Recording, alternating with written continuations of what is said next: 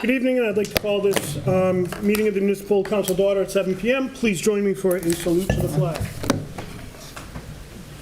Pledge allegiance to the flag of the United States of America and to the republic for which it stands, one nation, under God, indivisible, with liberty and justice for all.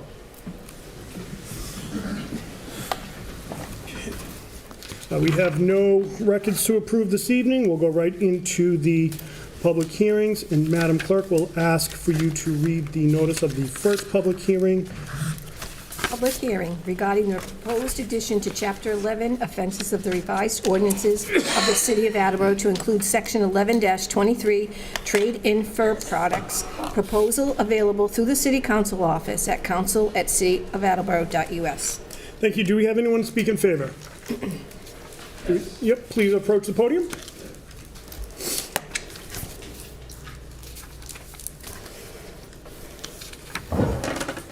Good evening. If we could have your name and address for the record, please. Yes, Gage Killian. Address is 21 Shady Lane, Attleboro, Massachusetts. Thank you. Good evening. Thank you for coming. Good evening. Good afternoon, everyone. My name is Gage Killian, a lifelong resident of Attleboro. There are many great aspects about our city, from its caring school systems to its rich history. What stands out to me is Attleboro's display of compassion and will to stand against animal cruelty. Last year, Attleboro banned the sale of dogs, cats, rabbits, and guinea pigs, taking a stance against an industry that treats animals as commodities and not as sentient beings. I wanted to take the time today to share why it's important for Attleboro to extend its compassion towards animals by banning the sale of animal fur. Slide 2, please, if you do have the slideshow in front of you. This is the deck that Mr. Killian was talking about. It was in your mailbox. Yes, sir. What if the forests we hike through were completely destroyed? What if the oceans we swim in were toxic and uninhabitable? What if the air we breathe was no longer breathable? If humans continue living the way we are, these what ifs will become reality. We should be asking, what if we were fully sustainable? Actually, a very simple term. It just means... Ty turned it on. Thank you. We're having a little bit of technical difficulties, so thank you for everyone for bearing with us.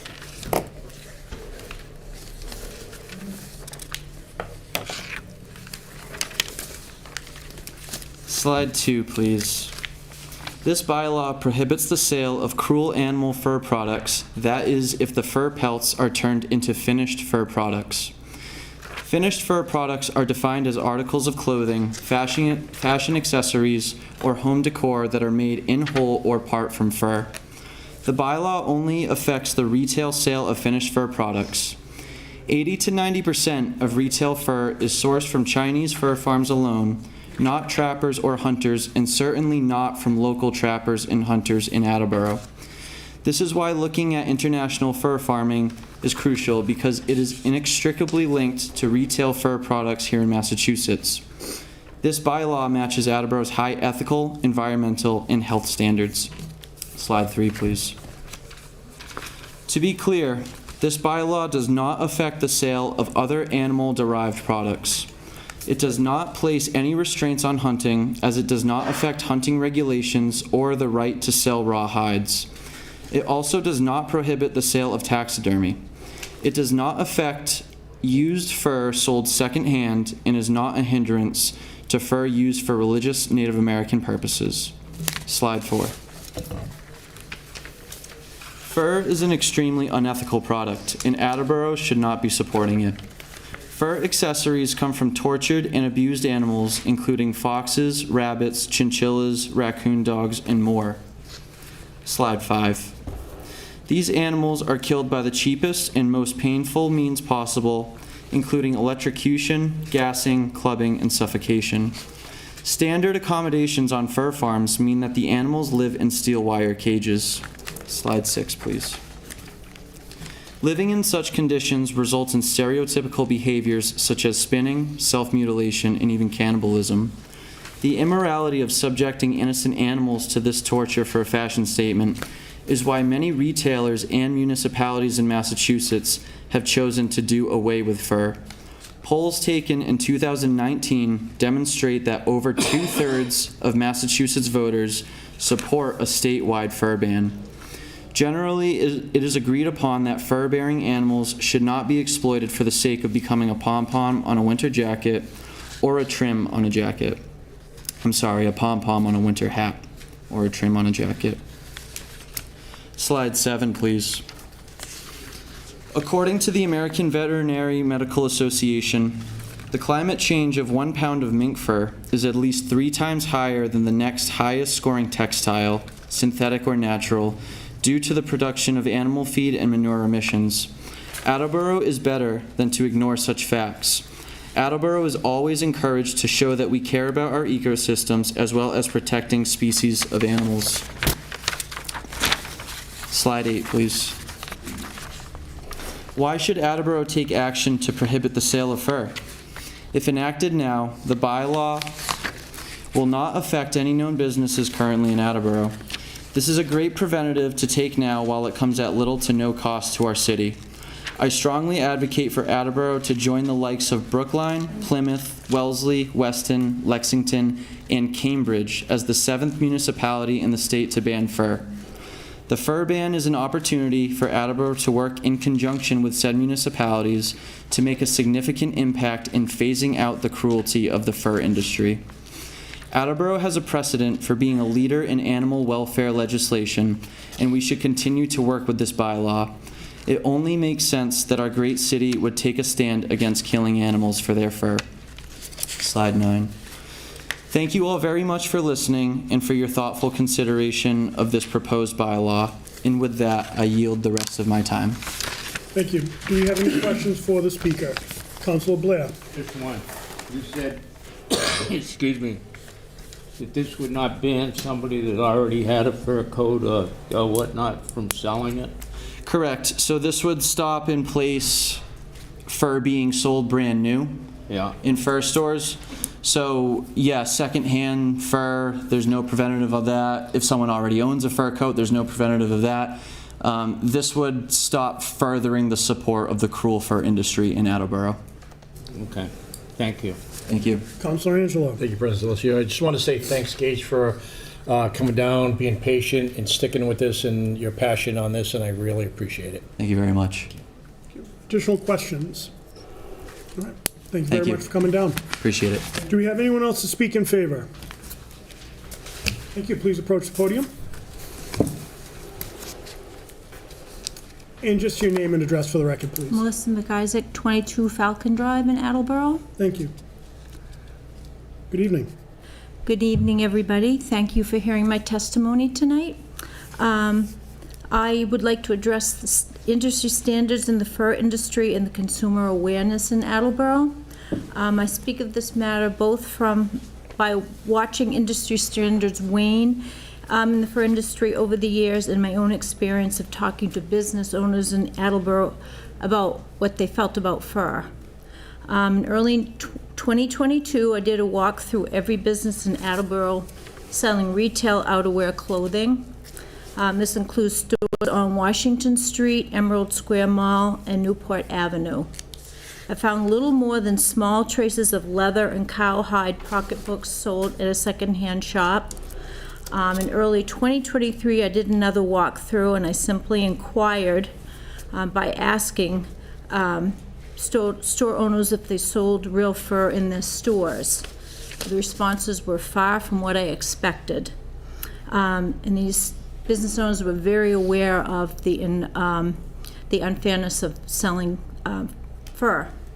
Some said that this is a cruel practice and they stopped selling fur years ago. Others looked puzzled on why I would be asking such a question. And they gave me an emphatic no, that they don't sell fur in the store. And others told me to go look elsewhere. It was almost an embarrassing question to ask because they were very aware of what was going on.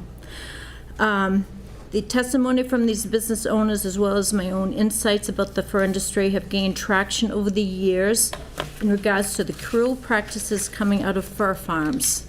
and animal rights groups are gaining support from banning these practices because of educated consumers and large department store business owners. J.C.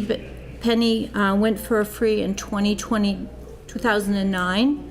Other department stores followed suit in later years, including TJ Maxx, Kohl's, Neiman Marcus, Saks Fifth Avenue, and Gucci. Macy's said it worked closely with the Humane Society of the United States to develop its fur policy, and the CEO and Chairman Jeff Gennett stated, we remain committed to providing great fashion and value to our customers, and we will continue to offer high-quality and fashionable faux fur alternatives. So he said Macy's private brands are already fur-free, and they will continue providing fur-free products is the natural next step. Educated consumers in large department stores are collaborating and gravitating away from real fur products. This is fantastic news. However, the battle is far from over. China is the largest exporter of fur and continues to fur the fuel industry in the United States. Taking up measures against these practices help towns to build fortresses against new businesses moving into Attleboro with an intent to sell fur. At this juncture, there are very few laws to protect fur-bearing animals on fur farms, so banning the point of sale of fur in Attleboro and other towns leads to the eradication of fur farms and the hope that new laws will be put into place to stop fur banning. Thank you for your attention to this matter, and I hope Attleboro will take up a similar measure and amend Section 2 to add fur and fur products prohibited. Thank you. Do we have any questions for the speaker? Also, thank you for coming out tonight. Thank you. Do we have anyone else to speak in favor? Please approach the podium if so.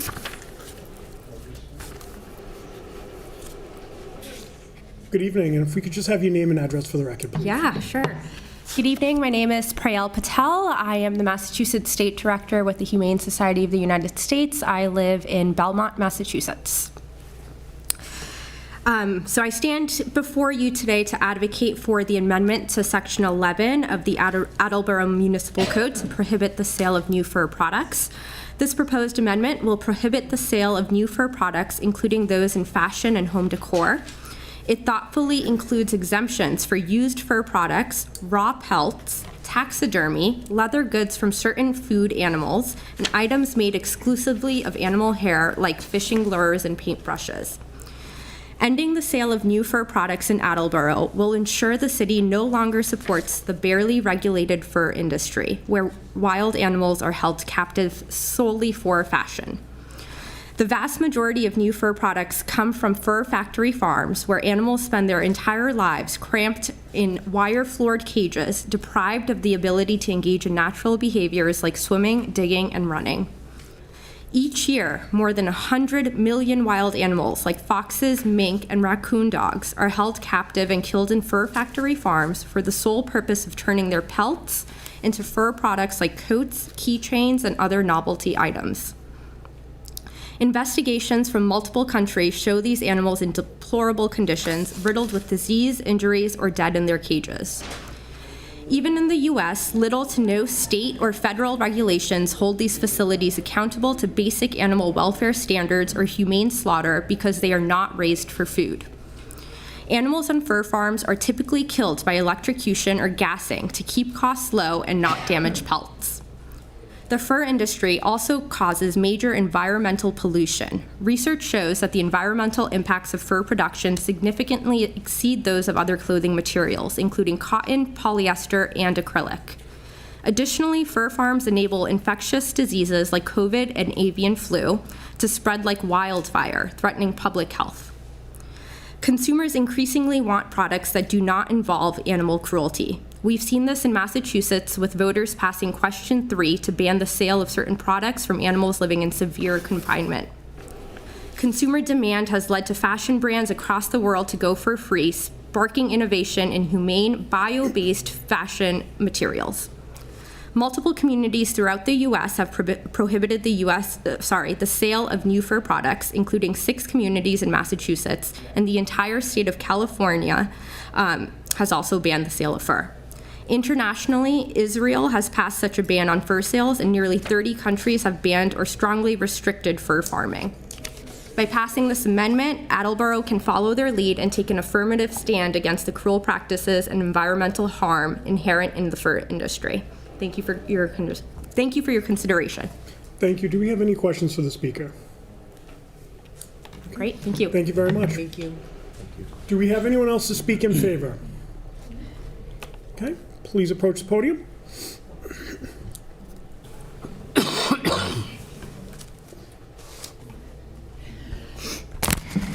Good evening, thanks for joining us, and if we could just have your name and address for the record, please. Yep. Hi, my name is Elizabeth Magner. I work for the MSPCA, and I live in Dedham, Massachusetts. So thank you so much for the opportunity to testify to the council tonight. As I said, my name is Liz. I work for the MSPCA. My colleague, Priel, and Gage, and Melissa have covered this issue very thoroughly already, so I'm just going to add a tiny bit more of information.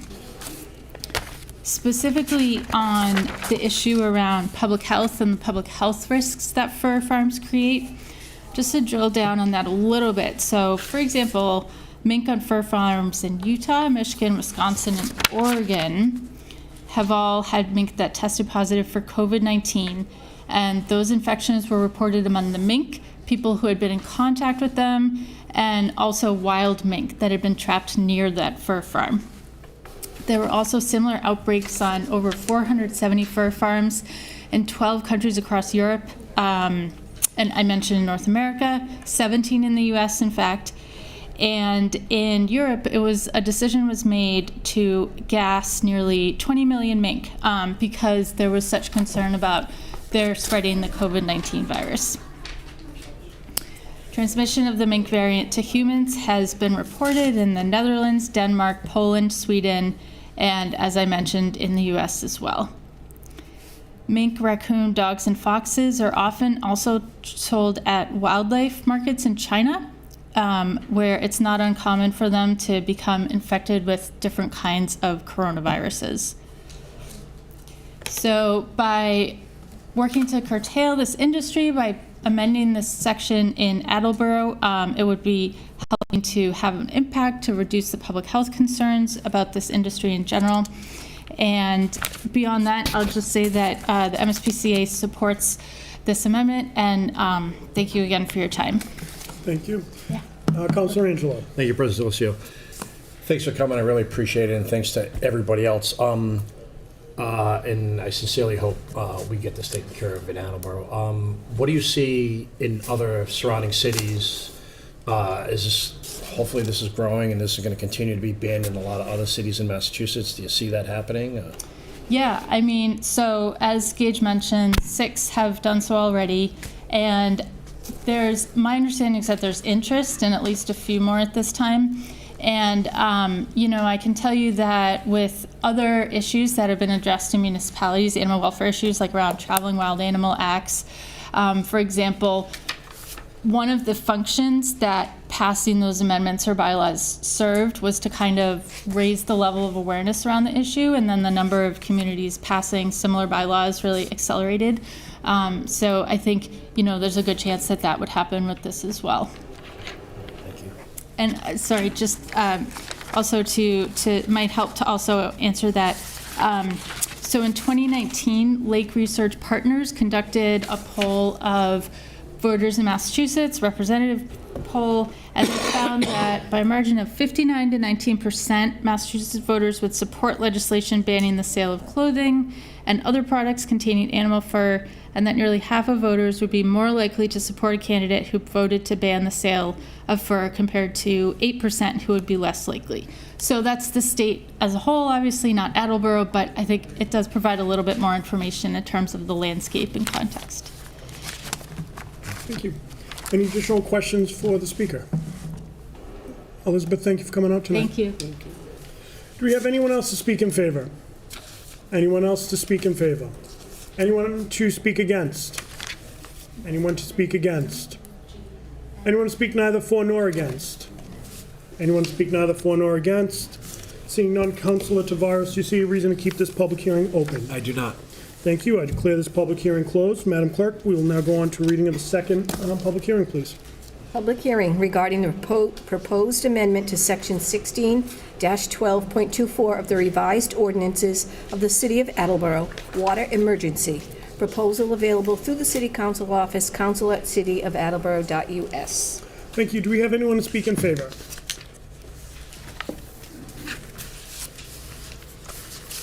Superintendent Allen, nice to see you again. You as well. Courtney Allen, Superintendent of Water.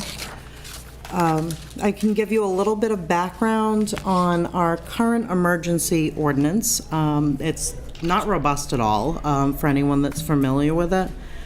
It's about 3 or 4 sentences. What lays in the ordinance right now basically just covers outdoor restrictions and states that the mayor can declare an emergency, water emergency due to water shortage or malfunction at one of the plants. There's nothing there in the current ordinance that relates to our annual mandated water restrictions or for any other reason that might come up. So it lists a couple of reasons, and then basically there's a list of fines and how we would levy them. There's nothing really else in the ordinance. Before Mayor DeSimone was elected as mayor, she was still on council during the drought, as was most of the council here. So we kind of became the popular department during the drought. And the city as a whole really began looking at water conservation. She and I at that time, probably fall of last year, began looking at revising the ordinance as it currently stands. Where we started was Mass DEP itself. Their website is actually pretty good on water restrictions. They have sample language on the website on how to start, how to do bylaws, restrictions, things like that. We do have an interconnected, well, not an interconnected department, but a department that we share a source with in Plainville who uses Mass DEP's suggested language word for word, and that would be Plainville. So where we started was basically, why reinvent the wheel if the state already told us how we should do it? So what is new in the proposed language that's not in the existing? There's lots of new items in there. Our current ordinance basically says the mayor can declare restrictions. He or she can declare an emergency in Attleboro. We have about 400 to 420 customers in other communities. The proposed language also applies to all of them. So we have customers in Norton, we have customers in North Attleboro, and a couple in Mansfield. And the proposed language states that anything that we propose for restrictions would also apply to them. It states the purpose of the ordinance. People kind of forget. We see water restrictions come out. We see them every summer. We're going to see them every summer, and at least under our regular permit that we have now, and probably well past that. And people pay attention to lawns and lawn care and things like that. The purpose of stating what we're doing, we all have to remember the main purpose of why the water department is there. Big one, firefighting. Firefighting's always first. We need volume, if nothing else, to fight a fire. Sanitary use, the biggest thing in keeping us healthy, believe it or not, is being able to flush the toilet and take a shower. Following that is actually drinking the water, and then after that is habitat protection. The proposed language spells out what water use is essential and what water use is not for outdoor. So outdoor would be health or safety reasons. Again, you get into firefighting. Regulations. So if you have a construction site, dust control, things like that that protect public health. food and fiber production, livestock maintenance, or if needed by a business, and all those things kind of fit together. The proposed language, and this is per the state, leaves irrigation of public parks and fields and irrigation of lawns for like new construction, things like that, leaves it to the discretion of the mayor. Also leaves the discretion of the mayor for these new landscapes for new construction just in May and September. So it still takes watering out of the heat of the summer and when the rest of the system really needs it. The biggest thing it probably does is splits, again, water emergency, 3 sentences. It splits what an emergency can be into 3 categories. Those 3 categories are, the first one would be a state of water supply conservation. There's a couple, instances where this would happen, again, where we have that permit May 1st through September 30th every year, mandated by the state, where we just restrict watering during certain hours, whether or not we need it. A state of conservation could also be, we've been through a drought and it's started to rain again, and it's still uncertain if the reservoir system's going to recover. So we would stay with restrictions for something like that. Or to protect levels in a certain reservoir. Again, if we had something like an extended maintenance project, something like that, a tank site out of commission where it was planned, we might want to put on restrictions just to conserve and be sure that we have enough. The second split of the emergency category would be a state of drought. We all remember 22. It was awful. We were probably in worse shape in this region than most other regions. A drought could be declared by the state, but not necessarily. This could be something, we're in Southeast region in Massachusetts. We were about the worst of the worst for the entire region. So there could be a case where the state would not declare a drought, but we may. And the last one is the state of emergency. A state of emergency would be something where we would need a boil order. We have a bacteria outbreak in the water, a do not drink order. Something like we've had a backflow instance, the water, something's gotten in there that doesn't belong there. Or the worst of the worst would be a do not use, where it's actually hazardous to immediate health. There are a lot of reasons that could happen. The proposed language doesn't state any of them specifically because we wanted to leave it inclusive. A couple other new things that are in the proposed language, the process of ending a curtailment event, the way of getting the word out there that people can stop watering and using again. Public and DEP notification methods are listed for each of the 3 levels that I just spoke about. And the other new item is listing that there's several ways to restrict outdoor water usage. Typically the last few years under permit and going forward, the way we've curtailed according to permit is to just restrict watering 9 to 5. And outside of those hours, if the supply looks good, the reservoir system looks good, and we don't have any major maintenance going on, people can water as much as they want. 9 to 5 is chosen because, again, hottest hours of the day. If you water when it's 90 degrees, a lot of that evaporates into the air and doesn't even make the grass. So it saves the water supply. It also saves the person paying the bill that they're going to use less watering outside those hours.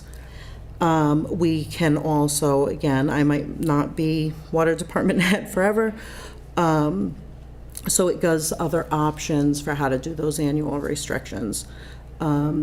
So it lists other options. Some can be done by day of week, specific watering methods or uses. You can fill a pool, but you can't water a lawn. Or you can stand outside all day with your hose, but you can't run an automatic irrigation system, things like that. Or it also gives the option for a full outdoor water use ban, which we had last year. Again, most of the language came directly from DEP. There's a couple things that did not. Our current fine schedule, if we're in water restriction mode, first offense and second offense and third offense would be $25, $50, or $200. And that $200, if someone keeps watering, is $200 a day. Every time we find them watering, it's another $200. The proposed ordinance adds a fourth tier of cost of $300, so day 4, we find them again, $300 per day. The proposed language also includes if we're in an emergency event, we're dangerously low, we're worried about being able to fight fires, we're worried about being able to flush a toilet. There is proposed language to give us the ability to shut off a water to a property if they keep violating. This isn't something I would really do in a summer like the one that just passed, where it just rained and we were just following state mandated restrictions. If we're on a do not use, where the reservoirs are dangerously low or the water is hazardous for some reason, we do need the ability to shut someone off so that no one's exposed. There is one other thing that did not come from Mass DEP recommended language. DEP kind of, they write their language, they want to cover every single base. And one thing that they mentioned was giving the ability to a mayor or a water department in a surface water system to place restrictions on groundwater irrigation wells or properties that use groundwater for drinking. We're a surface water system. We're purely a surface water system. It's a hard sell. It's unfair to someone that's not on the system to have them not water. You know, you have somebody out in the woods. We have tons of wells like Simpson Avenue. They're nowhere near a water source. To have them say that they can't water or they have to curtail any sort of use at that property when it does not impact the reservoir system, my thought was it was unfair. So I mean, basically that's in a nutshell. The whole reasoning for changing this, again, for those of you that are familiar with the ordinance, we have about 3 sentences. Here it is. And I think everybody's read the proposed language, which is about 5 pages longer. And it just kind of spells everything out in the reasoning for doing what we're doing. I think it covers more of the bases. Council Conti. So Courtney, you're not answering the question, what brought this on? Those 3 sentences are working just fine. I mean, we got through the worst drought ever in 2022 with the mayor just saying, stop using water. Mm-hmm. So the 3 sentences are working. What's bringing this on? Why is the DEP pressuring you to change this ordinance? The DEP really isn't. Their proposed language has been out there a little while. I can't tell you how long it's been out there a bit, though. Some of what precipitated this was the drought last year. It's not our first drought within the last several years. I started with the water department in 2005. I did not experience a drought until 2016. I've now been through 3. And they're getting progressively worse. So there's that.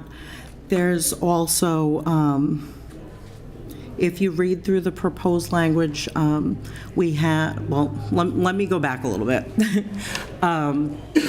Since the original... Just try to address my question. What's bringing this on? Why is this in front of the council this year? How did it start? How did it start? It did start with the drought last year. Climate change, when you look at the industry, you look at science, you look at the water industry as a whole, we're all sharing a very, very limited resource. You get into our permit fell in 21. We'd never had mandatory restrictions before, and that's this entire region is hitting like that. And the state is basically looking at sharing the limited resource that's going to get more and more limited as the population goes up. Whether or not you believe in global warming, climate change is actually real. And these droughts are going to become more and more common. Courtney, the emergency measure. My question is, why now? Why is this coming in now? Now? Now, why is this now being brought in front of the council when the DEP has had these regulations for years? Well, they really haven't. They have proposed language for those that need restrictions. Ours have never been hardy enough. And a lot of it, again, that permit fell in '21. We kind of learned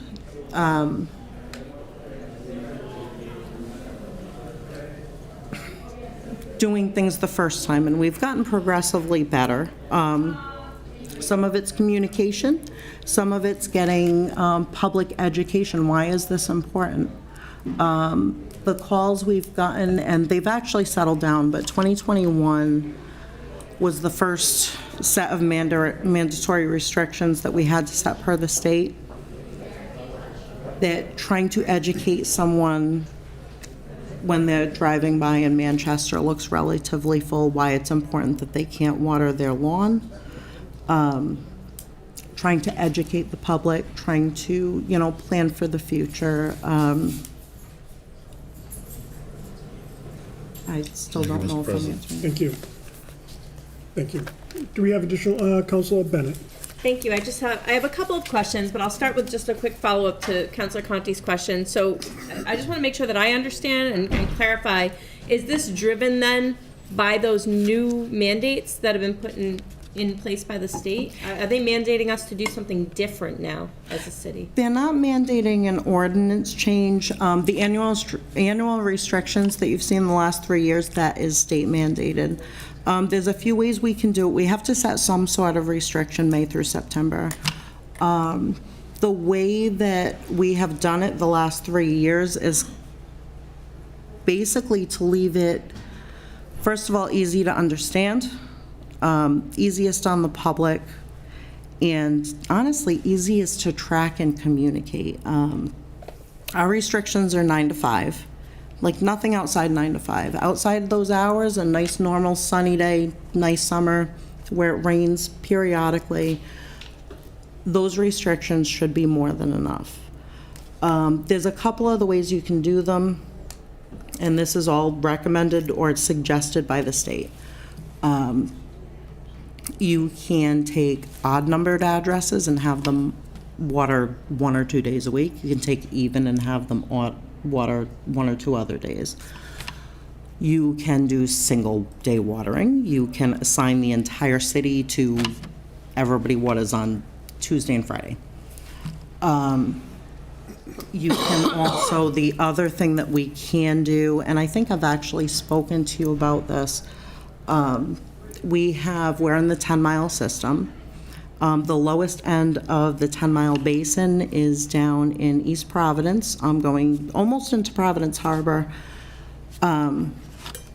You can restrict related to a stream gauge level placed down in East Providence, down in that area, where it hits a low level for so many days, and then wham, you have to get the notice out. You have to have everybody curtailing within, it's like 48 hours. That's a terrible idea. First of all, it's terrible to track. We have a private reservoir in between us and that stream gauge that is not a drinking water source, and that's the Turner Reservoir. People live on it. The reservoir is filled, the reservoir is lowered for weed control, fish ladder maintenance, all sorts of other things. So that one's way out. When you get into odd even addresses and when you get into specific water days, what ends up happening is if you actually need to curtail water loss and water use, and you're trying to do it that way, people say, it's Tuesday, it's my day, it's thundering, it's pouring, it's flooding out, I'm going to water anyway. And what you find is usage goes up. And sure, we sell, that's great, but if it's in a drought summer, it's not the greatest thing. So you're really looking at what options are going to make the most sense, but also be administratively simple to facilitate and to ensure that's not a huge burden on the city to put these restrictions in place as they're needed. Right. I mean, you have a typical summer 9 to 5 should be enough. Sure. The communication's easy. We sent out a mailer this year in early April. Restrictions are starting May 1st. Here's when you can water, here's when you can't, no matter what you're doing. So is what's being proposed then, I guess where my confusion is, and maybe Councilor Conti, I don't want to speak for you, but I think what I heard you saying was, if what we were doing works, and that sounds like what we were doing, why do we need the additional, say, 4.5 pages of language and sort of complicating the ordinance in that way? What is that doing or giving the city that we don't already have? What it's giving the city is, well, first of all, it's giving the reasoning. And again, it spells out, there are 3 different things. There's conservation, which we do every year. There's drought, which is what we unfortunately had to deal with last year. There's also the emergency, and I can speak a little bit more to the emergency. An emergency can be a drought, not necessarily. It's certainly not conservation. An emergency would be loss of plant. An emergency would be, again, a contamination event. We lose a plant, we lose a tank site, we are buying water from another community. And it basically spells out what we have to do to get the word out there. It spells out the notification to DEP, it spells out the notification to the public and how we actually have to do this. The current language basically says an emergency is any time we have to restrict. Not necessarily anymore. The world has changed. I actually, I was looking through the ordinance earlier this week, and this is one of the few sections that I actually don't have a revision date on it. So I don't know how old it is. And so, none of these were spelled out. It's, hey, the mayor can declare an emergency, okay. Do you send it by mail? Do you put it on the radio? Like, what do you do to get the word out, and why is it so important? That leads to my second question. If I could, on that note, my second question, my last question for you, for the 400 to 420 customers who live in those other communities, they may or may not be aware that they're affected by something like this that's happening in Attleboro or being placed in Attleboro. How do you notify those folks to let them know, hey, you are now under these restrictions? They may not know, for example, to subscribe to the electronic sort of updates and those subscription services the city is standing up.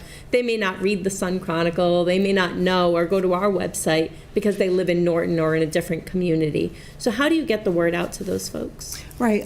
Well, there's a couple ways. When we do our annual conservation measures, this year we sent out the postcard early April. Those customers in the other communities got them as well. Excuse me.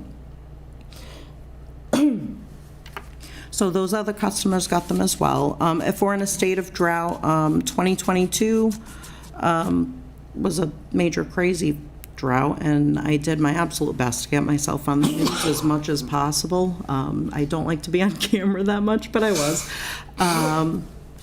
This spells out putting it in local newspapers. We can put it on the city Facebook page. I'm actually in the process of developing a Facebook and Twitter, or is it X, for the water department to get the word out. And I know on the city side, I actually spoke with MIS today. We have our notification system, and it's very capped out on how many subscribers we can have. They're expanding that so that we can be unlimited. And I send out an annual water quality report, and this goes to every single person that gets the water every year. In your bill, if you pay for the water, and actually it'll be coming out in the next probably 6 weeks, people will start getting them. And on that slip of paper that says, here's where you can find your annual water quality report, or you can call or email and ask for it, there is also a link to be able to sign up for these notices. So that's, to be able to reach, 47,000 people at this point, it's the kind of the best way we can do it. And I know the notification system, from what I hear, and I hope it works wonderfully, we should be able to reach at least, outstanding landlines or cells that are in an area at the time if we send a notification out. Like, basically, we'll be able to hit a perimeter. So instead of, hitting the 1,000 that we do now, we should be able to hit very, very close to the 47,000. Okay, thank you. Councilor Dolan. Thank you. I have more of a comment, I guess. I know we got that permit in 2021, and we have to do whatever the state tells us to do, no matter how high the reservoir is. And I think the new language too, as far as the way I see it, is it's just clarification, it's transparency. It's so the residents, if they would want to indulge in something as boring as an ordinance, they see how and why we're doing what we do. Right. So it's not 3 sentences that I don't believe was working, because it was, if Mayor Kathleen DeSimone feels like we're going to do it, we're going to do it. So I think it shows transparency, and we know what we're doing, and restrictions, and why we're doing what we're doing, when we're doing it. And then again, with the system that's coming up that will notify more people than we have now will be a huge help. So I completely agree with this, and I think the language is good, and I think that it shows that we take this seriously, and it's conserving water, and we all should be doing it regardless. Right. So I agree with it. I like the language, and I feel like I know exactly why we're doing it, and I think we should be doing it. Right. So thank you for being here. Thank you. Councilor Tavares. I just had a couple of questions. You mentioned that some of the items did not come from DEP and were additional items that you thought were important to add. One of them, I believe, was adding a 4th tier of fines that didn't currently exist for violations. Just wanting to understand the rationale behind that. Is that more of a proactive measure as sort of an additional deterrent, or is that reactive to better combat perhaps past violations? It's more of a deterrent. In 21 was our first year with just regular new mandated restrictions. 22 was the drought, which was probably my most awful summer here. And both of those, we had a hard time encouraging people, certain customers, to not water. A pretty lawn was more important than the possibility of, a house burning down in their neighborhood. This year was a little easier. It rained all the time. I don't know if that's why it was a little bit easier. But that $300 is more of a deterrent. Then you move into, again, when you're at that $300, the potential to have to shut someone off. And again, that's almost never going to happen in a drought. That's more for a public protection and a do not use. We shouldn't be exposed to it, which we hope we never run into. We should never run into, but we still have to plan for it. Above all, again, I make water for drinking, but I make water for firefighting and sanitary first. It has to be safe. So if it's a safety issue for fire or sanitary to be able to shut that water off, we do need the ability to do it. And my second question sort of alludes to where you were going, I think, in answering the first, which is going back to 2022. Would you say that there were, or how difficult was it in enforcing the water ban during that season? And were there a significant amount, if any, violations issued? What did that look like? 21 off the top of my head. I apologize. I can't really remember the violations. Sorry, 20, yeah. This year, and I'm not sure if it was an odd year because it rained, we only had one. I had one fine come in this year. But again, just torrentially rained every weekend. 22 was a little rough. Honestly, even we got to August, and it was maybe August 2nd or 3rd, I might be a couple days off, where we had to do full outdoor restrictions. I'm on the news walking around the bottom of Hoppin Hill Reservoir. It's dry. I mean, the pictures of that reservoir were all over the news, and we still had violators. I had people call and complain about water bills that had usage on their outdoor meters during a full water ban. So 2022 was a little bit rough. And again, proposed language kind of spells out, here is how we're going to communicate. This is how we're going to get it out there. And if you don't follow, here is what we can do, which really isn't there right now. Again, when you get onto the mandated per permit restrictions, they're getting a little easier. First year was a learning experience. Second year was a drought where we learned a lot. There was probably a couple dozen violations, and I want to say the bulk of them were repeats. And then this year, I'm hoping 24 is a normal summer. And I believe if it is, I think we finally figured out communication, and that is a lot of what's in here. All summer, we had signs out at public sites. We've had the signboards out. We did the mailers this year. It was in the paper this year. So everywhere that we could put it, we did. So the chances of someone actually missing it and saying, I don't know, it is almost gone. It should be. Thank you. Additional questions? Superintendent, thank you for coming down tonight. Thank you. Thank you. Have a good night. Do we have anyone else to speak in favor? Do we have anyone to speak against?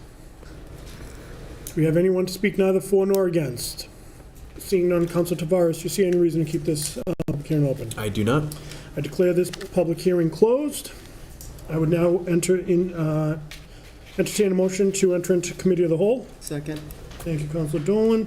Motion is in order. All those in favor? Aye. Opposed? We are now in committee of the whole. If anyone has anything they would like to bring in front of the council, Mr. White, please approach the podium.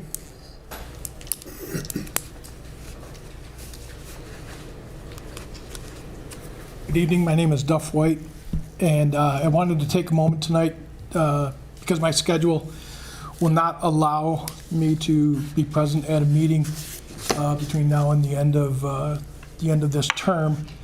A couple of gentlemen are leaving the council in January who I had the honor of serving with, and we didn't always agree. And the one thing that we always did agree on was helping the people. So, Councilor Conti, Councilor Blair, I want to thank you both for your service to the city. I appreciate the work that you do. Richard, you and I butted heads a few times, but again, the goal was helping the people.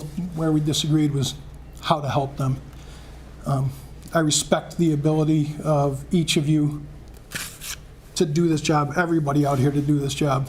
It is not easy. You walk through Home Depot and grocery stores and church and any place you go, and people comment on how well you do the job, which is very rare, and most often they comment on how well you don't do the job.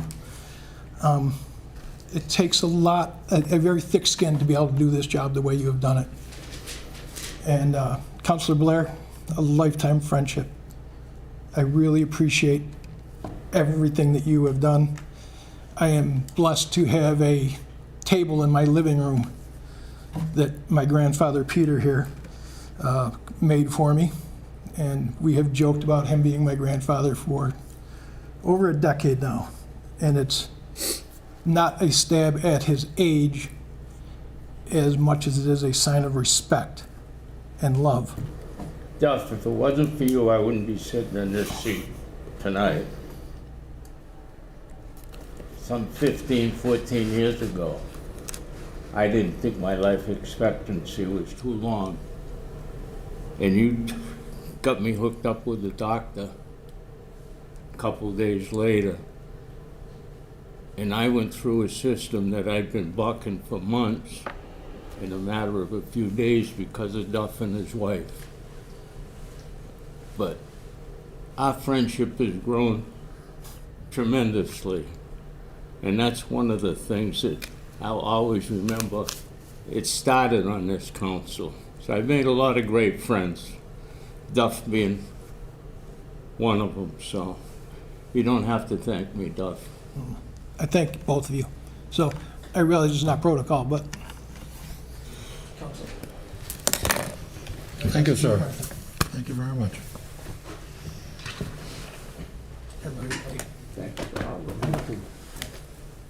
Thank you, sir. Thank you, Counselor. Do we have anyone else who would wish to address the City Council this evening? Mr. Davis? And I've got to follow that. Yeah, good luck. Yeah, you do. Thank you. I appreciate you taking a moment with us. Last week, we talked a little bit, Mike Davis, 99 Thayer Farm Road, Attleboro, Mass. And I'm going to be brief. Last week, we talked and reviewed a little bit about the Sustainability Commission. At the time, we had something we were trying to see if we could finish up, a video that was done by Attleboro High School students. And I'll give you a very slight background on that. And it wasn't ready, so we discussed it with a couple of counselors, and they suggested this is maybe the way to go about this. Because, I mean, I was really impressed. I think you will be impressed. So several weeks ago, I was contacted by one of the students at the CTE program in the Digital Media Production Group class, and said, hey, we want to do a project at the high school that focuses on sustainability.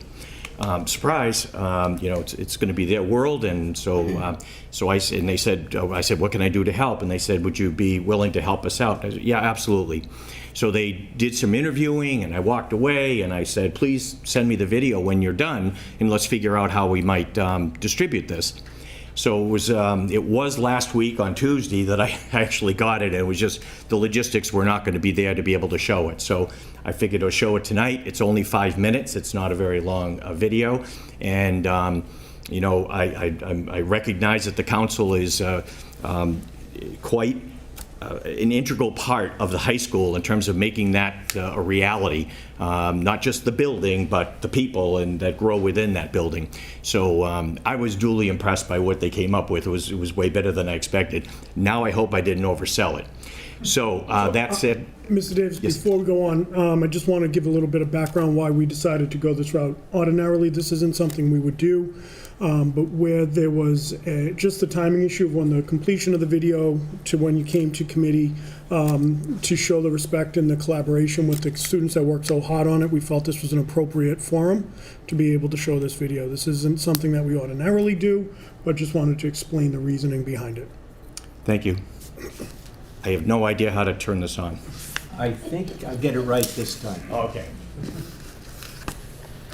And unfortunately, you guys won't be able to see it, but I'd be happy to send So it. I think if you move the cursor over to the You'll play. hear it and not see it. Not sure how to get that. Oh, I see. Right there, yep. What if the forests we hike through were completely destroyed? What if the oceans we swim in were toxic and uninhabitable? What if the air we breathe was no longer breathable? If humans continue living the way we are, these what ifs will become reality.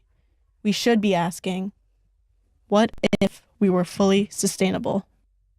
Actually, a very simple term. It just basically means that whatever it is you consume, you're able to replace. So if you consume it, you need to be able to replenish it. So whether you're talking about CO2, you're talking about fossil fuels, whether you're talking about consumption of land or whatever, we are not sustainable. You're not going to be able to continue to do whatever it is you're doing. Eventually, you run out of those resources.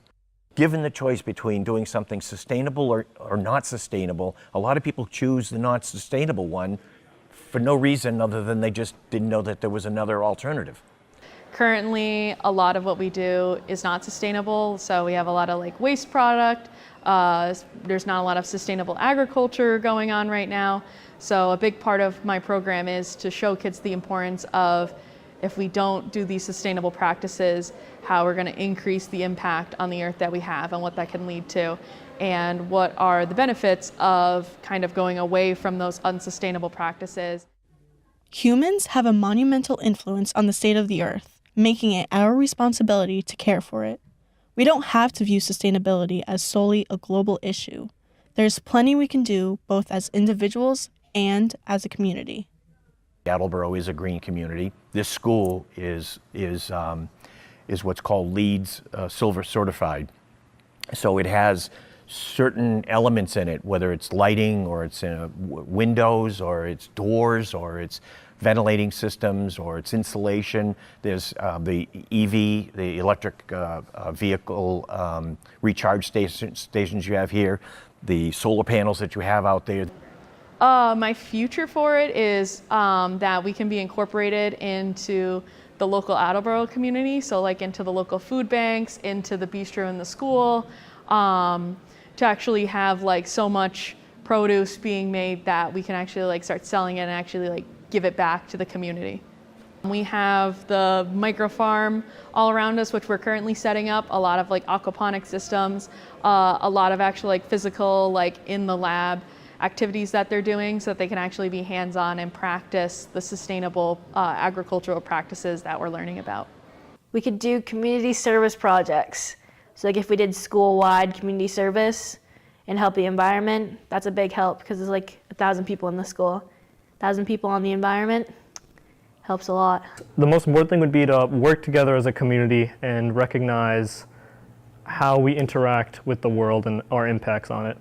When you go out to the grocery store buying more organic or local produce, so fruits and vegetables, looking to see if things are ethically sourced and trying to not use as many like plastics and waste in a lot of your products to be like conscious of that.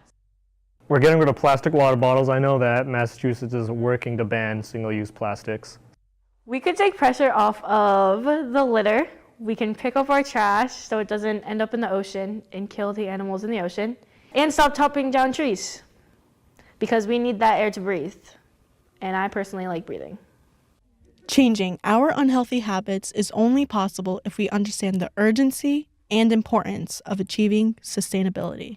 Study of the earth and how it works is very important because we only have one of them, and our rampant and consistent destruction of it is, unfortunate for everyone on the planet, so we have to save it. Like you realize that you need every level, so if you do one thing to hurt the environment, you're hurting every single thing in the environment. Take charge. Scan the QR code to read Attleboro's Environmental Master Plan, created by people in our community. Sign the petition at massautobahn.org. Contact City Council. And when you are able, vote for candidates that are invested in making our futures more sustainable. This is going to be your house. This is going to be, you're going to own this earth after I'm gone. You should be selfish about this. If you don't get involved, somebody else is going to be making the rules for you. Don't let them make the rules. You make the rules. We don't have time anymore. Think of the Lorax. Unless someone like you does a whole lot, then nothing is ever going to get better. Not bad, huh? Any questions? Thank you. Thank you. Mr. Davis, thank you. Do we have anyone else who would wish to address the council this evening? Seeing none, I'd entertain a motion to arise from committee of the whole. Second. All those in favor? Aye. Opposed? We have now risen from committee of the whole. We'll now go into a reading of the mayor's communication. Madam Clerk. November 21st, 2023. Excuse me. Dear municipal councilors, in order to comply with AZA regulations and to ensure zoo operations continue uninterrupted, I am extending the appointment of Assistant Zoo Director Brenda Young as Acting Zoo Director. Therefore, I hereby request your honorable body appoint Brenda Young as Acting Zoo Director under a temporary 90-day appointment in accordance with Section 3.3B of the Attleboro Home Rule Charter. Personnel, Veterans, Human Services, please. I respectfully submit a communication from Superintendent of Wastewater Thomas Hayes requesting funds due to a change in insurance coverage.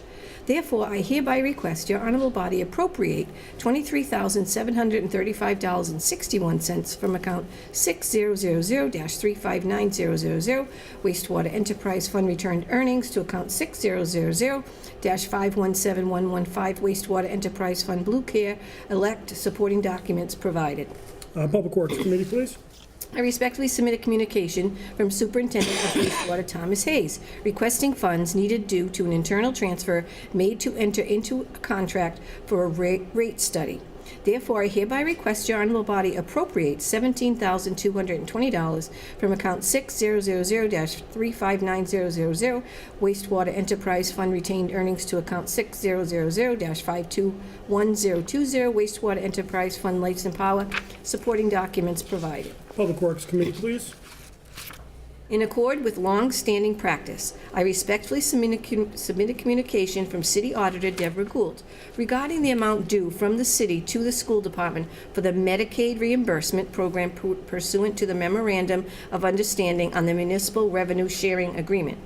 Therefore, I hereby request your honorable body appropriate $376,914.29 from account 1000-359 undesignated fund balance, free cash general government to account 1300100-551011 school appropriation Medicaid to fund the municipal sharing agreement, supporting documents provided. Finance Committee, please. I respectfully submit a communication from Attleboro TDI Partnership in Downtown Attleboro Business Associations regarding a donation of 7,000 linear feet of outdoor string lights and associated parts with an estimated value of $6,500. This donation will enhance the vibrancy and visual appeal of downtown Attleboro and will contribute significantly to the ambiance and charm of the downtown area. In accordance with Section 1-12 of the revised ordinances of the City of Attleboro, I hereby request your honorable body to accept these generous donations to the City of Attleboro, supporting documents provided. City Property and Claims, please. I respectfully submit a communication from Director of Veteran Services, Ben Quell, regarding office furniture that the Veterans Department would like to surplus. There was no interest in the listed items from any of the departments. Therefore, I hereby request your honorable body to declare the following as surplus and available for disposition, supporting documents provided. The item is one desk chair, and it's in good condition. City Property and Claims, please. I respectfully submit a communication from Superintendent of Schools, David Sawyer, regarding the donation of the following 5 hard-covered books from the Rachel Brannigan Educational Foundation to the Hill Roberts Elementary School. Chester and Gus by Cammie McGovern with an estimated value of $19. Frankie and Amelia by Cammie McGovern with an estimated value of $22. One and Only Ruby by Catherine Applegate, signed by the author with an estimated value of $25. The Skull by John Klassen with an estimated value of $19.99. Just Because by Matthew McGonaghy, signed by the author with an estimated value of $29.99. In addition, the Hill Roberts Elementary School received a donation of the attached list of furniture with an estimated value of $5,905 from the Hill Roberts PTO. In accordance with Section 1-12 of the revised ordinances of the City of Attleboro, I hereby request your honorable body accept this generous donation to the City of Attleboro, supporting documents provided. City Property and Claims, please. I respectfully submit a communication from Attleboro Public Schools Director of Finance, Mark Furtado, regarding the following fiscal year 23 fiscal obligations that were not received in time to be processed in the normal fiscal year 23 business cycle. Name of the vendor, DU Annual, of the amount $378.07, DU Annual, $203.57, WB Mason, $49.73, O'Reilly, $80.67, and J.W. Pepper, $47.70. Therefore, I hereby request your honorable body to authorize the school department to pay these previous year school bills totaling $759.74, as identified in Mr. Furtado's communication, supporting documents provided. Finance Committee, please. I respectfully submit a communication from Attleboro Public Schools Director of Finance, Mark Furtado, regarding the following fiscal year 23 fiscal obligations that were not received in time to be processed in the normal fiscal year 23 business cycle. Name of the vendor is Verizon. The amount is $417.44. Therefore, I hereby request your honorable body to authorize the school department to pay this previous year's school bill totaling $417.44 as identified in Mr. Furtado's communication supporting documents provided. Finance Committee, please. I respectfully submit a communication from Chief of Police Kyle P. Hegney regarding the donation of gift cards totaling $240 from the Attleboro Moose Lodge in accordance with Section 1-12 of the revised ordinances of the City of Attleboro. I hereby request your honorable body to accept these generous donations to the City of Attleboro, supporting documents provided. City Property and Claims, please. The city has received inquiries from companies interested in building large-scale photovoltaic facilities and requesting to enter into payment in lieu of taxes agreements with the city. As the attached memo indicates, the Economic Development Incentive Board has researched solar pilot agreements, and the applicable laws has recommended certain actions necessary for the city to enter into said agreements. Therefore, pursuant to Massachusetts General Laws, Chapter 59, Section 5, Clause 45th, as amended by Section 61 of Chapter 8 of the Acts of 2021, I respectfully request your honorable body vote to designate the mayor and the Board of Assessors collectively as the authorized officers vested with the authority to negotiate pilot agreements. And after municipal council approval of any respective pilot agreement that has been so negotiated, to execute said pilot agreement on behalf of the City of Attleboro, supporting documents provided. Finance Committee, please. I respectfully request your honorable body transfer $2,901.49 from account 1124100-5783000 Citywide Reserve Fund for transfer to account 1124100-5583330 Citywide Copiers to purchase a copier for the Elections Office. Ordinances, elections, and legislative matters, please. I respectfully submit a communication from Director of Budget and Administration, Mason, regarding Mason Lord, regarding the fact that the city's July 1st, 2023 free cash was certified on November 3rd, 2023 at $10,308,026. Consistent with my fiscal year 24 budget message and the goals of my administration to maintain healthy reserves and mitigate unforeseen negative economic impacts on the city, I believe it is in the city's best interest to use some of the recently certified free cash to bolster the stabilization fund. Therefore, I hereby request your honorable body appropriate $2 million from account 1-000-359-000 General Fund Fund Balance Undesignated to account 1124-100-596-000 Citywide Contribution to Stabilization Fund, supporting documents provided. Finance Committee, please. Can I applaud? I respectfully submit a communication from Director of Budget Administration, Mason Lord, regarding a request for an additional appropriation to the SPED Stabilization Fund. As mentioned above, the city's July 1, 2023 free cash was certified on November 3rd, 2023 at $10,308,026. Consistent with my fiscal year 24 budget message and in keeping with sound fiscal management, I believe it is in the city's best interest to appropriate $261,000 of the available free cash to the SPED Stabilization Fund. This contribution will increase the balance in the fund by over 30% to $1,117,078.16 and will represent a significant step towards maximizing this fund in the long term. Therefore, I hereby request your honorable body appropriate $261,000 from account 1-000-359-000 General Fund Fund Balance Undesignated to account 1124100-596-300 Citywide Contribution to SPED Stabilization Fund, supporting documents provided. Councilor Conti, you're going to be busy this week. Finance Committee. I respectfully submit a communication from Director of Budget and Administration, Mason Lord, regarding fiscal 2023 net school spending surplus. The school department had $401,965.91 in unspent fiscal 2023 funds. Of that, $13,356.64 was not net school spending NSS related. After discussion with Attleboro Public School Finance Director Mark Furtado, the school department has demonstrated a need for additional funds to pay for increased electricity costs for Attleboro High School and has requested that half of the fiscal year 2023 unexpended NSS surplus funds to be appropriated to the high school electricity account, and the remaining half be appropriated to the school building supplies account for eligible NSS expenses.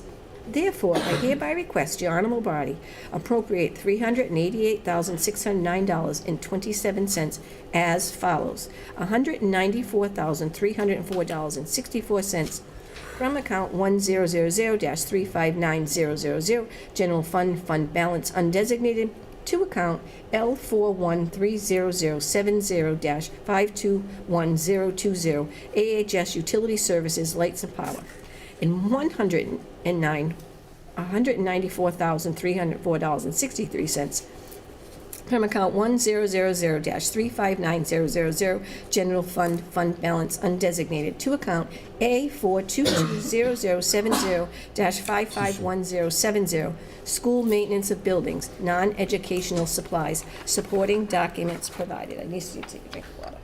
Finance? Agreed. Thank you. By vote of the Municipal Council, in June 2022, the city accepted the provisions of Massachusetts General Law, Chapter 59, Section 5K, to establish a senior tax abatement program. The program rules were last revised in 2009 and are in need of updates and revisions to more efficiently manage and accurately reflect current program operations. After meetings involving the city auditor, chief assessor, treasurer, council on aging director, and the personnel office, the program rules have been fully updated and are now being aligned with both the objectives and administration of the program. As allowed by Mass General Law, Chapter 59, Section 5K, prior program rules have been adopted by the mayor and submitted to the council for approval. Accordingly, I respectfully request your approval to adopt the new senior tax abatement program rules, supporting documents provided. It's different committee, same chair. I'm ready for this one. Senior Tax Abatement Committee. Told you, we're gonna be busy. This is a good one. The city has an important responsibility to carefully account for public funds, to manage municipal finances wisely, and to plan and provide for the adequate funding of services desired by the public and as required by laws, rules, or regulations, including the provision and maintenance of public facilities and improvements. Strong financial management is the underpinning of city operations. Clearly, financial policies and practices provide a framework within which the city is able to safeguard the present, meet its obligations, and position itself for the future. For these reasons and more, I have long been a proponent of establishing financial policies, and my administration is actively working to create such policies. As the finance team works through the various facets of creating city financial management policy, it has become clear that the creation of a special purpose capital stabilization fund would be a helpful and important part of the final policy. The fund is not intended to supplement the reserve fund for capital budget line in the annual operating budget. Rather, it will allow us to better prepare for significant capital expenditures, both planned and unexpected, related to repairs and maintenance.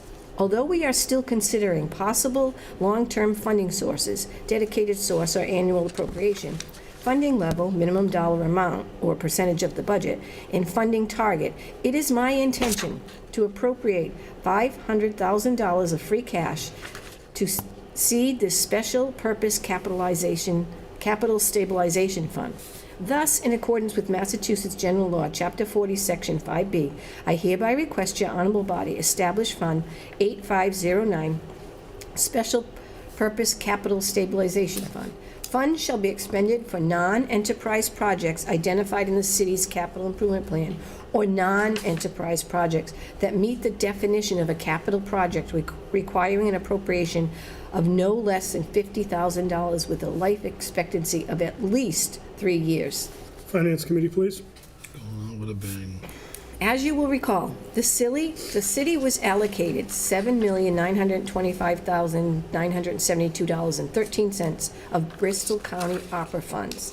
Of this amount, we have already been approved by the Bristol County Treasurer's Office to use $1,233 for the purpose of various ARPA-eligible equipment for the wastewater department and $4,305,000 for the Lindsay Street water main replacement project.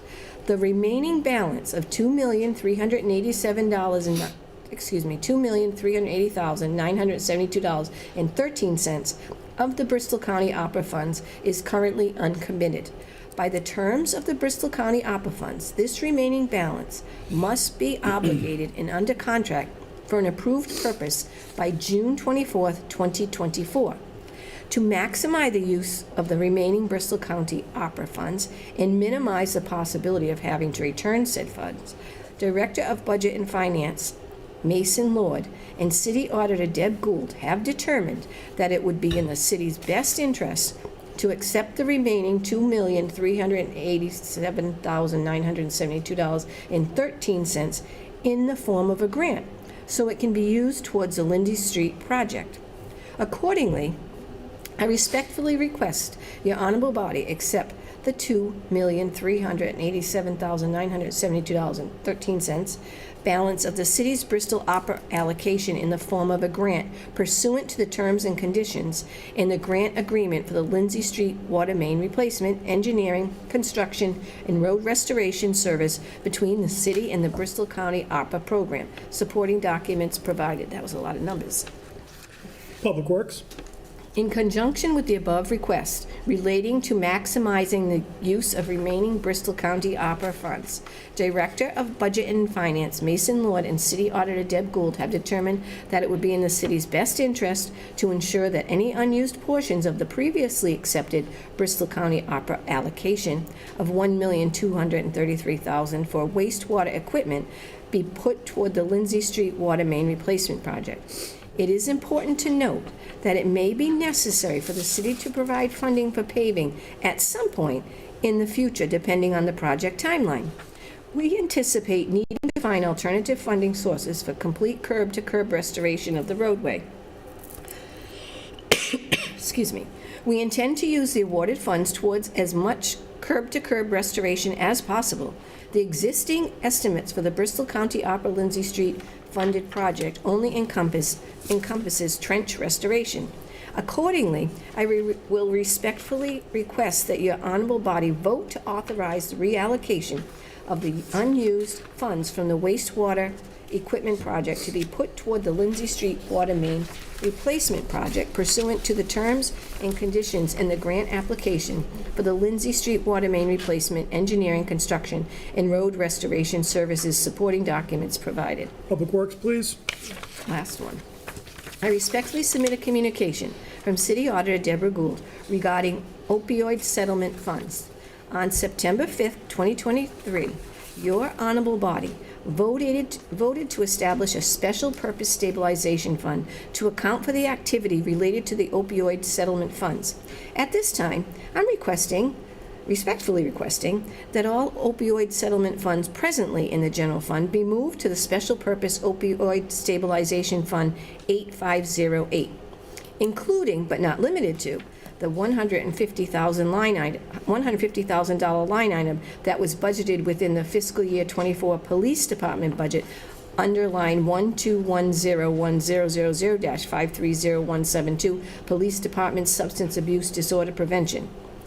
In order to account for the opioid settlement funds in a manner consistent with the settlement agreement and consistent with the City of Attleboro opioid settlement fund plan for fiscal year 24, I hereby request your honorable body transfer $150,000 from account 1210000-530172 Police Substance Abuse Disorder Prevention to account 1124100-596650 citywide transfer to Opioid Stabilization Fund, and to further transfer $150,000 from account 1124100-596650 citywide transfer to Opioid Stabilization Fund to Fund 8508-499600 Opioid Settlement Fund, transfer from general fund to be used in accordance with the City of Attleboro Opioid Settlement Fund Plan.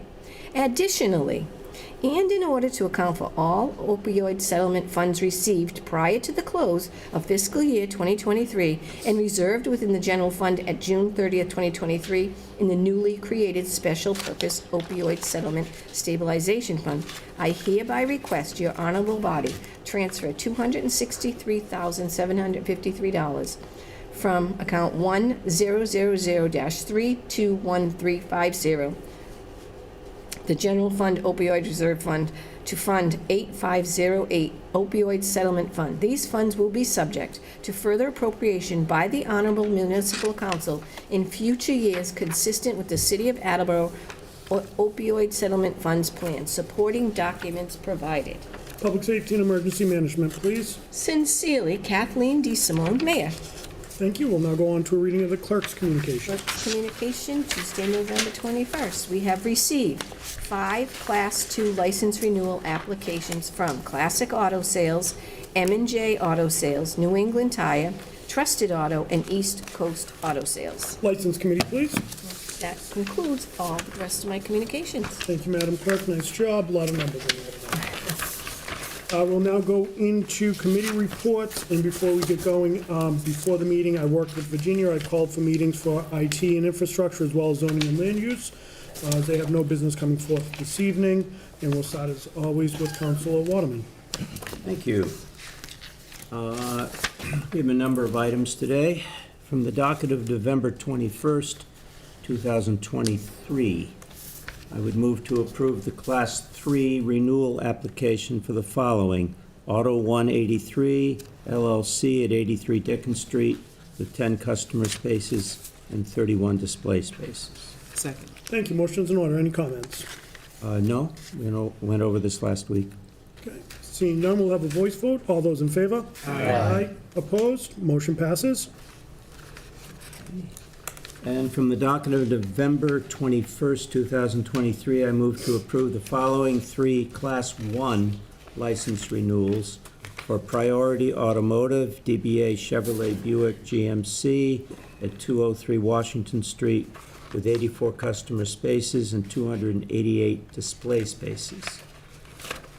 National Van Builders, Inc. on 70-84 Pine Street /7 Parker Street with 8 customer spaces and 45 display.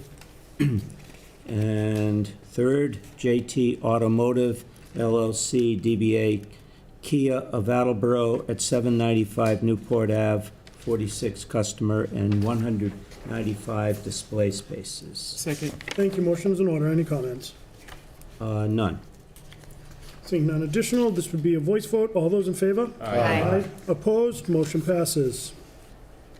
And from the docket of November 21st, I would like to make an amendment.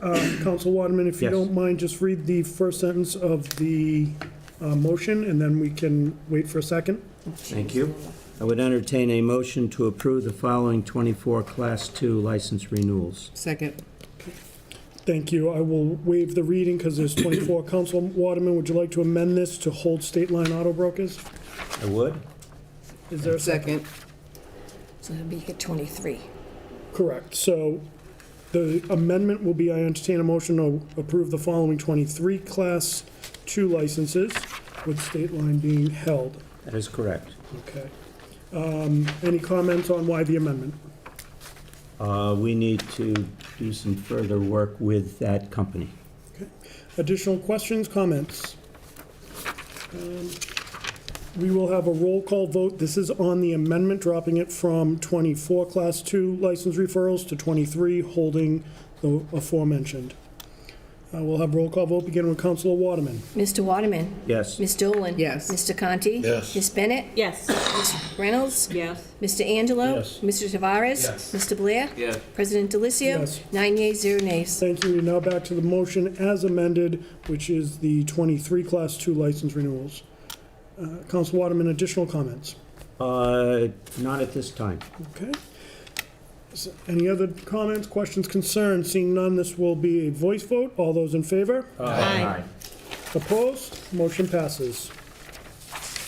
You. From the docket of November 21st, 2023, I would move to approve the following, approve the Class 3 renewal application for the following. Auto 183 LLC at 83 Dickens Street with 10 customer spaces and 31 display spaces. Point of order, that's a duplicate. It is a duplicate. You just did that on the first page. That was the first one, Councilor. Thank you. And so we Thank go. you, Councilor Dolan. Point of order upheld. And finally, from the docket of November 21st, 2023, I entertain a motion to approve the automatic amusement device license renewal application from Demoulas Supermarket DBA Market Basket at 1200 Newport Avenue with a carousel and mini truck rides. Second. Thank you. Motion is in order. Any comments? No comments. Seeing no additional comments, this requires a voice vote. All those in favor? Aye. Opposed? Motion passes. And that ends the motions for today. We'll meet at the next appropriate time. Thank you, Councilor Waterman. Councilor Dolan. Thank you. Reporting to Public Works Committee from the docket of November 21st, 2023. I move that in accordance with Chapter 1, S12 of the revised ordinance of the City of Attleboro to approve expending funds in any future grant amendments regarding the receipt of a Mass Development Brownfields Redevelopment Fund grant in the amount of $165,000 to perform environmental remediation at the site of the former American Metal Craft Building located at 53 Falmouth Street. Is there a second? Second. Thank you, Councilor Bennett. Motion is in order. Any comments? Note we discussed in committee. Additional questions or comments? We'll have roll call vote beginning with Councilor Blair. Mr. Blair? Yes. Mr. Tavares? Yes. Mr. Angelo? Yes. Ms. Reynolds? Yes. Ms. Bennett? Yes. Mr. Conti? Yes. Ms. Dolan? Yes. Mr. Waterman? Yes. President Delicio? Yes. 9 yeas, 0 nays. Thank you. Motion passes. From the docket of November 21st, 2023, I move to approve the transfer of $9,875 from account Citywide Reserve Fund for transfer to account Public Works Fire Suppression Services. Second. Thank you, Councilor Conti. Motion is in order. Any comments? No, this is just for the inspection, the mandated inspection for the fire suppression at Lamb Street. Additional questions or comments? Seeing none, we'll have a roll call vote beginning with Councilor Waterman. Mr. Waterman? Yes. Ms. Dolan? Yes. Mr. Conti? Yes. Ms. Bennett? Yes. Ms. Reynolds? Yes. Mr. Angelo? Yes. Mr. Tavares? Yes. Mr. Blair? Yes. President Delicio? Yes. 9 yeas, 0 nays. Thank you. Motion passes. From the docket of November 21st, 2023, I move to approve the transfer of $2,270 from account Citywide Reserve Fund for transfer to account Recreation Professional Service to replenish the funds used for the Briggs Pool dye test. Second. Thank you, Councilor Conti. Motion is in order. Any comments? None we discussed in committee. Additional questions or comments? Seeing none, we'll have a roll call vote beginning with Councilor Blair. Mr. Blair? Yes. Mr. Tavares? Yes. Mr. Angelo? Yes. Ms. Reynolds? Yes. Ms. Bennett? Yes. Mr. Conti? Yes. Ms. Dolan? Yes. Mr. Waterman? Yes. President Delicio? Yes. 9 yeas, 0 nays. Thank you. Motion passes. From the docket of November 21st, 2023, I move to approve the transfer of $12,456.24 from account Citywide Reserve Fund for transfer to the following: $9,700 to account Public Works Professional Services, $2,756.24 to account Public Works Supplies Equipment. Second. Thank you, Councilor Conti. Motion is in order. Any comments? We discussed in committee, this is for the new building for the irrigation system. Thank you. Additional questions or comments? Seeing none, we'll have a roll call vote beginning with Councilor Waterman. Mr. Waterman? Yes. Ms. Dolan? Yes. Mr. Conti? Yes. Ms. Bennett? Yes. Ms. Reynolds? Yes. Mr. Angelo? Yes. Mr. Tavares? Yes. Mr. Blair? Yes. President Delicio? Yes. 9 yeas, 0 nays. Thank you. Motion passes. From the docket of November 21st, 2023, I move to call for a public hearing on December 5th, 2023 to discuss the following loan order. Do you want me to read any of You it? may waive the reading. I second the motion. Thank you, Council Conti. Motion's in order. Council Dolan, any comments? No comments, just for a public hearing. Seeing no additional questions or comments, we'll have a voice vote. All those in favor? Aye. Opposed? Motion passes. That's all the business for Public Works, and we look forward to a committee meeting at the next appropriate time. Thank you, Councilor Dolan. Councilor Conti. Thank you, Mr. President. Reporting for the Finance Committee, I have one motion for the council this evening from the docket of November 21st, 2023. I move to authorize the school department to pay the previous year school bills totaling $173.33 as identified in Mr. Furtado's communication. It is to pay the Skills USA Massachusetts $173.33. Second. Thank you. Motion is in order. Any comments? Yes, Mr. President, and we're approaching the mid-year on the fiscal year as we go into December, and while we would like to see the school department accounting system in order that these would end, I've sat through several school committee finance meetings and understand the complexities that are involved, and that's why this is continuing. I ask for the council's patience as the school works through its accounting system. And yes, we do have more coming up in December, but it's a monster. And that concludes my comments. Thank you. Additional questions or comments? Councilor Bennett. Just one technical question. I just want to ensure that the motion is proper. Does this need to indicate specifically that these are fiscal year 23 funds? Yes, they're coming out of the school appropriation. Yes, so this is just authorizing the payment. They're coming out of, okay, for the fiscal So year 23 This bills. is just for author, correct. Thank you. Additional questions or comments? Seeing none, we'll have a roll call vote, beginning with Councilor Blair. Mr. Blair? Yes. Mr. Tavares? Yes. Mr. Angelo? Yes. Ms. Reynolds? Yes. Ms. Bennett? Yes. Mr. Conti? Yes. Ms. Dolan? Yes. Mr. Waterman? Yes. President Delicio? Yes. 9 yeas, 0 nays. Thank you, motion passes. That completes the business the Finance Committee has to bring before the council this evening. We look forward to a meeting at the next appropriate time. Thank you, Councilor Bennett. Thank you. Reporting for Transportation and Traffic Committee, we have no business for this evening, but request a meeting at the next appropriate time. Thank you. Councilor Reynolds. Thank you. Reporting for City Property and Claims Committee, I have 5 motions this evening. From the docket of November 21st, 2023, I move to accept the donation of gift cards totaling $325 from the Holiday Spirit Committee to the Health Department Outreach Office. Second. Thank you, motion is in order. Any comments? I do not. We'll have a roll call vote, beginning with Councilor Waterman. Mr. Waterman? Yes. Ms. Dolan? Yes. Mr. Conti? Yes. Ms. Bennett? Yes. Ms. Reynolds? Yes. Mr. Angelo? Yes. Mr. Tavares? Yes. Mr. Blair? Yes. President Delicio? Yes. 9 yeas, 0 nays. Thank you, motion passes. On the docket of November 21st, 2023, I move to declare the following Treasurer's Office furniture as surplus and available for disposition. It is 1 bookshelf and 1 office chair, and they're both in good condition, value of $100 each. Second. Thank you, Councilor Angelo. Motion is in order. Any comments? It's self-explanatory. Okay, additional questions or comments?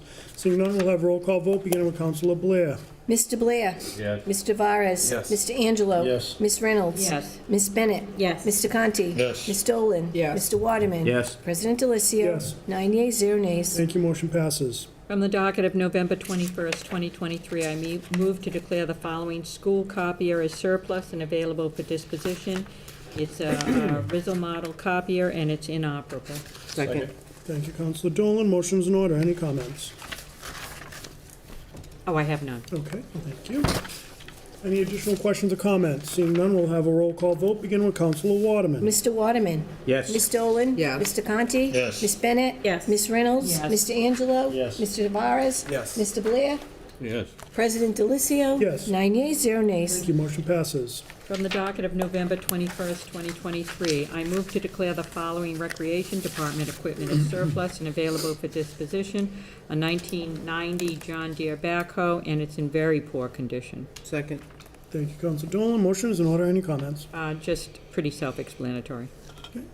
Seeing no additional questions or comments, we'll have a roll call vote, beginning with Councilor Blair. Mr. Blair? Yes. Mr. Tavares? Yes. Mr. Angelo? Yes. Ms. Reynolds? Yes. Ms. Bennett? Yes. Mr. Conti? Yes. Ms. Dolan? Yes. Mr. Waterman? Yes. President Delicio? Yes. 9 yeas, 0 nays. Thank you, motion passes. From the docket of November 21st, 2023, I move to declare the following inspection department vehicle as surplus and available for disposition. It's a 2011 Ford Crown Victoria. It has 180,000 miles, and it's in very poor condition. Second. Thank you. Motion is in order. Any comments? Again, pretty self-explanatory. Seeing no additional questions or comments, we'll have a roll call vote, beginning with Councilor Waterman. Mr. Waterman? Yes. Ms. Dolan? Yes. Ms. Conti? Yes. Ms. Bennett? Yes. Ms. Reynolds? Yes. Mr. Angelo? Yes. Mr. Tavares? Yes. President Delicio? Yes. 9 yeas, 0 nays. Thank you. Motion passes. That is all the business City Property and Claims Committee has this evening, but I would like to call a committee meeting at the next appropriate time. Thank you, Councilor Reynolds. Councilor Angelo. Thank you, President Delicio. Reporting for Personnel, Veterans, and Human Services Committee. For the docket of November 21st, 2023, I move to transfer $2,300 from account Citywide Reserve Fund for transfer to account Personnel Supplies Office Equipment. Second. Thank you. Motion is in order. Any comments? We discussed this in committee. Okay, additional questions or comments? Seeing none, we'll have a roll call vote, beginning with Councilor Blair. Mr. Blair? Yes. Mr. Tavares? Yes. Mr. Angelo? Yes. Ms. Reynolds? Yes. Ms. Bennett? Yes. Mr. Conti? Yes. Ms. Dolan? Yes. Mr. Waterman? Yes. President Delicio? Yes. 9 yeas, 0 nays. Thank you. Motion passes. On the docket of November 1st, 2023, I move to approve the following resolution authorizing the mayor to enter into a memorandum of understanding between the City of Attleboro and Gilbert Perry, VFW Post 115, regarding the GWOT Monument Campaign. Second. Councilor Angelo, before we accept the second, will you please just read the resolution? I'm sure it was read in last week, but I think it's important. A resolution authorizing the mayor of the City of Attleboro, Massachusetts, to execute a memorandum of understanding between the City of Attleboro and Gilbert Perry, VFW Post 115. Be it resolved by the Municipal Council of the City of Attleboro, Massachusetts, as follows. Section 1, that the mayor of the City of Attleboro is hereby authorized and directed to execute on behalf of the City of Attleboro a certain memorandum of understanding between the City of Attleboro and Gilbert Perry, VFW Post 115. A copy of said memorandum of understanding being attached hereto in marked Exhibit A. Section 2, that is, this resolution shall be in full force and effect from and after the date of its passage and approval. Thank you. Second. Thank you, Councilor Dolan. Motion is in order. Any comments? We discussed this in committee. All right. Additional questions or comments? Seeing none, we'll have roll call vote, beginning with Councilor Blair. Mr. Blair? Yes. Mr. Tavares? Yes. Mr. Angelo? Yes. Ms. Reynolds? Yes. Ms. Bennett? Yes. Mr. Conti? Yes. Ms. Dolan? Yes. Mr. Waterman? Yes. President Delicio? Yes. 9 yeas, 0 nays. Thank you. Motion passes. For the docket of November 21st, 2023, I approve the request of the mayor to add the position of Assistant Personnel Director and placing the position at grade 10 on the exempt classification plan. Second. Thank you. Motion is in order. Any comments? No, sir, we discussed this in committee. Additional questions or comments? Seeing none, we'll have a roll call vote, beginning with Councilor Waterman. Mr. Waterman? Yes. Ms. Dolan? Yes. Mr. Conti? Yes. Ms. Bennett? Yes. Ms. Reynolds? Yes. Mr. Angelo? Yes. Mr. Tavares? Yes. President Delicio? Councilor Blair. Oh, Council Blair, excuse me. Mr. Blair? Yes. Thank you. How did I miss you? President Delicio? Yes. 9 yeas, 0 nays. Thank you. Motion passes. Sorry. On the docket of November 21st, 2023, I move to transfer $35,000 from account Citywide Reserve Fund for transfer to account Personnel Safety Study. Second. Thank you. Motion is in order. Any comments? No, sir, we discussed in committee. Additional questions or comments? Seeing none, we'll have roll call vote, beginning with Councilor Blair. Mr. Blair? Yes. Mr. Tavares? Yes. Mr. Angelo? Yes. Ms. Reynolds? Yes. Ms. Bennett? Yes. Mr. Conti? Yes. Ms. Dolan? Yes. Mr. Waterman? Yes. President Delicio? Yes. 9 yeas, 0 nays. Thank you. Motion passes. I'm sorry, that's it for Personnel, Veterans, and Human Services Committee, and call for a meeting at the next appropriate time. Thank you. Councilor Tavares. Thank you, President Delicio. Reporting for ordinances, elections, and legislative matters. We have one item of business tonight.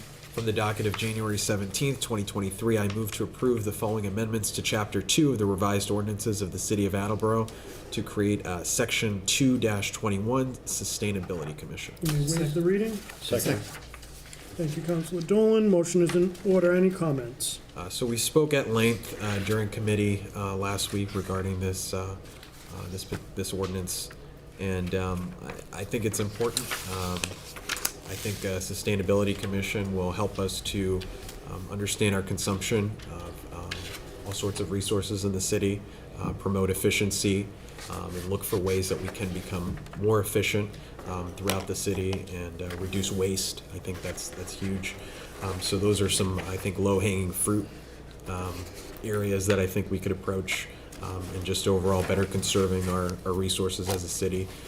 But I think it's also important that we recognize the limitations in terms of personnel in the city and different departments, and that we not inadvertently burden city departments that are already overburdened. So hopefully we can take a reasonable approach with this commission to be able to address some of these issues that can hopefully reduce some costs and help us be better stewards of the resources that we have here in Attleboro, and take more of an approach that's integrated with some of our other boards and commissions in the city as well. So I think those things are important to note as well. Thank you. Additional questions or comments?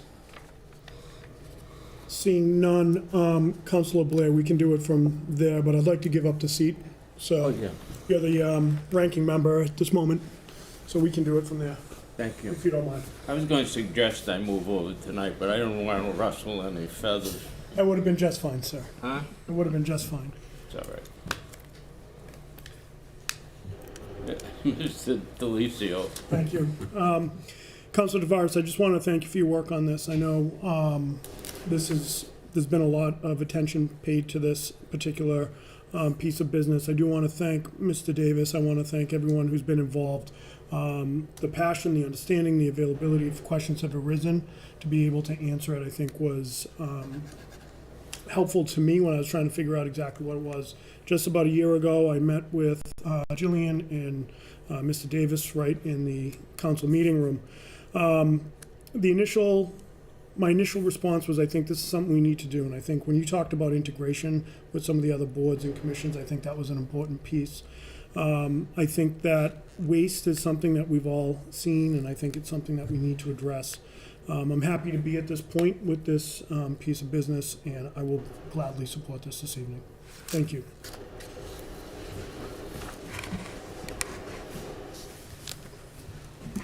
Additional questions or comments? Seeing none, we'll have roll. Oh. If I could just throw some follow-up comments in there. I also wanted to mention, this was mentioned in committee last week, but this particular proposal has received input from the planning director, the conservation agent, members of the Conservation Commission, the building commissioner. So I did approach several key personnel in the city to help advise on language for this proposal. And it also has the blessing of the city solicitor as well. So. Very good. The diligence is important on something like this. I think it helped to quell some concern out there as well. Mm-hmm. If there are no other questions or comments, we'll have roll call vote. Begin with Councilor Waterman. Mr. Waterman? Yes. Ms. Dolan? Yes. Mr. Conti? Yes. Ms. Bennett? Yes. Ms. Reynolds? Yes. Mr. Angelo? Yes. Mr. Tavares? Yes. Mr. Blair? Yes. President Delicio? Yes. 9 yeas, 0 nays. Thank you. Motion passes.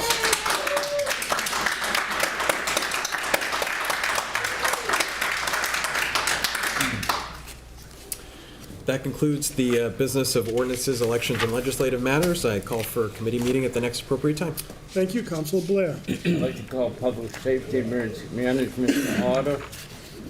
I have one motion this evening. I entertain a motion to transfer $1,372.01 from account 121010000-587060 police vehicle and equipment replacement to account 121010000-578020 police bills from previous years for an invoice from FY23 that had an unanticipated cost increase. Second. Thank you. Motion's in order. I think it's pretty self-explanatory. I mean, everything we do today has an increase somewhere along the line, so. Agreed. Additional questions or comments? Seeing none, we'll have a roll call vote beginning with Councilor Blair. Mr. Blair? Yes. Mr. Tavares? Yes. Mr. Angelo? Yes. Ms. Reynolds? Yes. Ms. Bennett? Yes. Mr. Conti? Yes. Ms. Dolan? Yes. Mr. Waterman? Yes. President Delicio? Yes. 9 yeas, 0 nays. Thank you, motion passes. I have no other business this evening, but would request a committee meeting next week at the appropriate time. Thank you, sir. We have two pieces of old business for which I will recognize Councilor Waterman.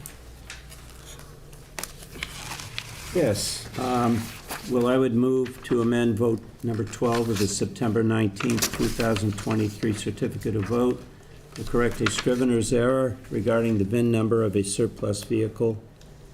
It currently reads surplus and APS 1995 GMC Sierra pickup VIN number 1GTHK340 SE505475.